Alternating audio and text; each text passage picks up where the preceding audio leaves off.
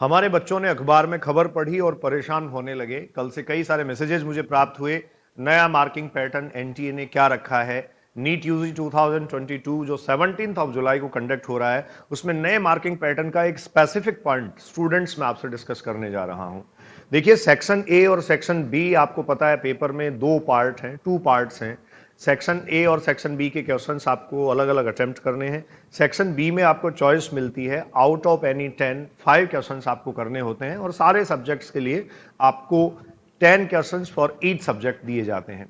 अगर section A से students question drop होता है तो उस केस में सभी स्टूडेंट्स को इक्वली बेनिफिट मिलेगा। जी हां, मैं ये कह रहा हूं, सेक्शन ए से अगर कोई क्वेश्चन गलत आ जाता है और वो बोनस होता है, सवाल अगर एनटीए बोनस करता है, तो उस बोनस क्वेश्चन का फायदा सारे स्टूडेंट्स को, सारे नीट एस्पिरेंट्स को मिलेगा। लेकिन ध्यान दें आप, सेक्शन बी में अगर कोई क्वेश्चन ड्रॉप किया जाता है, किसी भी क्वेश्चन को वहां से हटाया जाता है, बोनस किया जाता है, तो इसका फायदा सिर्फ उन्हीं कैंडिडेट्स को मिलेगा जिन्होंने सेक्शन बी के उस क्वेश्चन का अटेम्प्ट लिया है। अब आपका अटेम्प्ट चाहे कुछ भी हो, ठीक है। तो बहुत इंपॉर्टेंट जानकारी ये मैं आपको दे रहा हूं। इस बार के मार्किंग पैटर्न में ये एक बात रखी गई है, तो आप ऐसी चीजों से परेशान ना हो। नीट से रिलेटेड सारे अपडेट्स जो है वो हम आपको देते रहेंगे।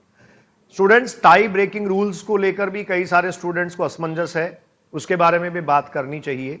आपने ये देखा होगा ना कि जैसे मान लीजिए बहुत सारे स्टूडेंट्स के 610 मार्क्स हैं, 610 नंबर आए, तो उनकी रैंक जो है वो आगे पीछे कैसे होती है।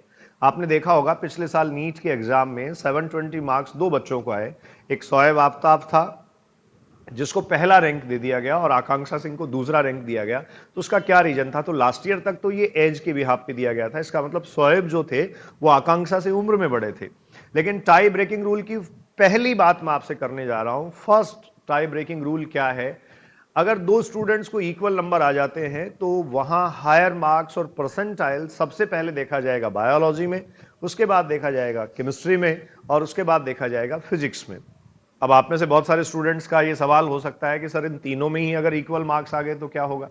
तो देखिए, सेकंड टाई ब्रेकिंग रूल क्या है। सेकंड टाई ब्रेकिंग रूल पे मैं जा रहा हूं। सेकंड टाई ब्रेकिंग रूल में देखिए ऐसा है बच्चों, in all subjects less incorrect जिसके हैं, कम नेगेटिव जिस बच्चे ने किए हैं, उस बच्चे को यहां बेनिफिट दिया जाएगा और ऊपर की रैंक में रखा जाएगा। जैसे मान लीजिए किसी एक बच्चे के 7 नेगेटिव हैं टोटल और किसी दूसरे स्टूडेंट के 5 नेगेटिव ही हैं, तो 5 नेगेटिव वाले को पहली रैंक दे दी जाएगी।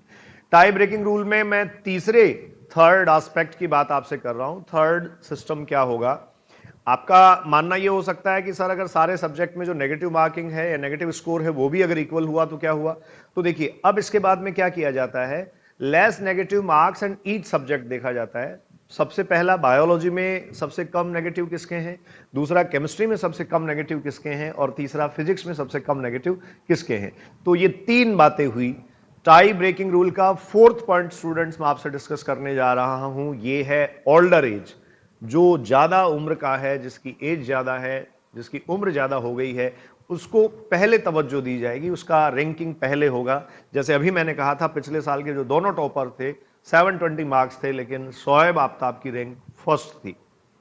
इसी प्रकार से सबसे लास्ट और फाइनल टाई ब्रेकिंग रूल का फिफ्थ एस्पेक्ट क्या है, पांचवा क्या है?